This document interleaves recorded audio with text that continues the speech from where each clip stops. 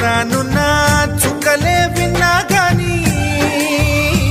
కదిలించలేదా కాస్త కూడా నీ మనసుని పరదాలు దాటి ఒక్కసారి పలకరించవేమి అందరినీ ఇలా వెంటపడి అడగాల సరదాగా నువ్వే ఎదురైతే సరిపోదా నిద్రపోతున్న రాత్రి నడిగా